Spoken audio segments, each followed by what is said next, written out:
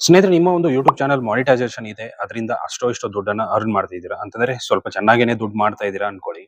So ಇವಾಗ ಆ, ನಿಮ್ಮ ಚಾನಲ್ ಅಚಾನಕ್ಕಾಗಿ ಡಿಮಾನಿಟೈಸೇಷನ್ ಆಗುತ್ತೆ.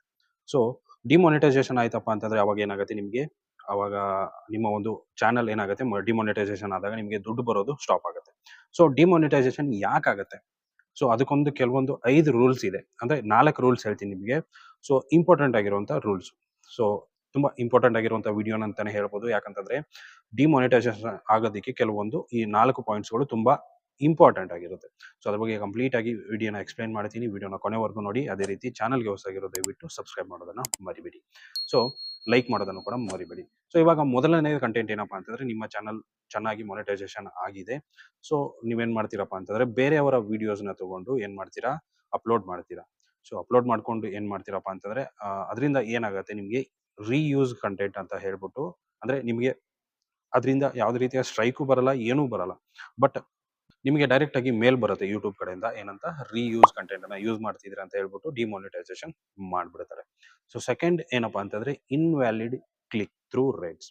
ಅಂತಂದ್ರೆ ನಿಮ್ಮ ಒಂದು ಯೂಟ್ಯೂಬ್ ಚಾನಲ್ ಅಲ್ಲಿರುವಂತ ವಿಡಿಯೋಸ್ಗಳನ್ನ ನೀವೇ ನೋಡೋದು. ಸೊ ಅದರಲ್ಲಿ ಬರುವಂತ ಅಡ್ವರ್ಟೈಸ್ಮೆಂಟ್‌ಗಳ ಮೇಲೆ ನೀವೇ ಕ್ಲಿಕ್ ಮಾಡೋದು. ಅಥವಾ ಬೇರೆ ಒಂದು ನಿಮ್ಮ ಗ್ರೂಪ್ಸ್ ಅಲ್ಲಿರುವಂತ ಬೇರೆ ನಿಮ್ಮ ಫ್ರೆಂಡ್ಸ್ ಹತ್ರ ಹೋಗ್ಬಿಟ್ಟು ನೀವೇ ಕ್ಲಿಕ್ ಮಾಡಿಸೋದು.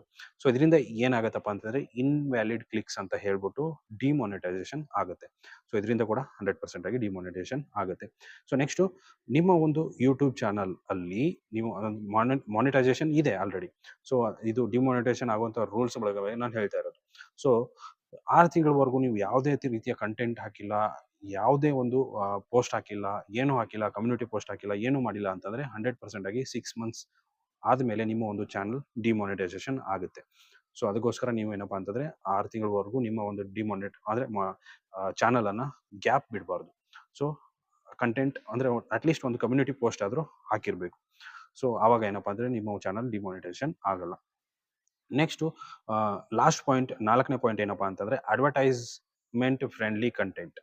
ಸೊ ನೀವು ಹಾಕುವಂತ ವಿಡಿಯೋಗೆ ಅಡ್ವರ್ಟೈಸ್ಮೆಂಟ್ ಅಂದ್ರೆ ಆಡ್ಸ್ ಒಂದು ಏನ್ ಬರುತ್ತಲ್ಲ, ಅದರ ಒಂದು ಫ್ರೆಂಡ್ಲಿ ಕಂಟೆಂಟ್ ಇತ್ತು ಅಂತಂದ್ರೆ ಮಾತ್ರ ನೀವು ನಿಮ್ಮ ಒಂದು ಯೂಟ್ಯೂಬ್ ಆ ವಿಡಿಯೋಗೆ ನಿಮ್ಮ ಒಂದು ಮಾನಿಟೈಸೇಷನ್ ಅನ್ನ ಆನ್ ಮಾಡ್ಕೋಬೇಕು. ಇಲ್ಲ ಅಂತಂದ್ರೆ ಆಫೇ ಇಟ್ಟಿರಬೇಕು. ಆನ್ ಮಾಡಿದ್ರಿ ಅಪ್ಪ ಅಂದ್ರೆ ಏನಾಗುತ್ತೆ, ನೀವು ಆ ಒಂದು ಪಾಲಿಸಿಯನ್ನ ಮೀರ್ಬಿಟ್ಟು ಆನ್ ಮಾಡಿದ್ರಿ ಅಂತಂದ್ರೆ ನೀವು ಅಂದ್ರೆ ವೈಲೆನ್ಸ್ ಆಗ್ಬಿಡುತ್ತೆ. ಸೊ ಅದರಿಂದ ಏನಾಗುತ್ತೆ, ನಿಮ್ಮ ಒಂದು ಚಾನಲ್ ಡಿಮಾನಿಟೈಸೇಷನ್ ಆಗೋ ಚಾನ್ಸಸ್ ಇರುತ್ತೆ. ಸೊ ಇದೆಲ್ಲ ಏನಪ್ಪಾ ಅಂತಂದ್ರೆ, ಡಿಮಾನಿಟೈಸೇಷನ್, ನಿಮ್ಮ ಒಂದು ಚಾನಲ್ ಡಿಮಾನಿಟೈಸೇಷನ್ ಆಗಕ್ಕೆ ಇರುವಂತ ಒಂದು ಸಿಂಪಲ್ ಇರುವಂತ ಒಂದು ರೂಲ್ಸ್‌ಗಳು. ಸೊ ಇದನ್ನ ನೀವು ಮೈಂಡಲ್ಲಿ ಇಟ್ಕೊಂಡು ನಿಮ್ಮ ವಿಡಿಯೋಸ್‌ಗಳನ್ನ ನೀವು ಅಪ್ಲೋಡ್ ಮಾಡಬೇಕಾಗತ್ತೆ. ನಿಮ್ಮ ಚಾನಲ್‌ನ ನೀವು ಚೆನ್ನಾಗಿ ನೋಡ್ಕೋಬೇಕಾಗತ್ತೆ. ಯಾಕಂತಂದ್ರೆ ಅದರಿಂದನೇ ನಾವು ದುಡ್ಡು ಮಾಡ್ತಾ ಇರ್ತೀವಿ. ಸೊ ಅದಕ್ಕೋಸ್ಕರ. ಸೊ ಇಷ್ಟು ಇವತ್ತಿನ ವಿಡಿಯೋ ಸ್ನೇಹಿತರೆ. ವಿಡಿಯೋ ಇಷ್ಟ ಆಗಿದೆ ಅನ್ಕೊಂಡಿದ್ದೀನಿ. ಲೈಕ್ ಮಾಡಿ, ಶೇರ್ ಮಾಡಿ, ಸಬ್ಸ್ಕ್ರೈಬ್ ಮಾಡೋದನ್ನ ಮರಿಬೇಡಿ. Thank you so much.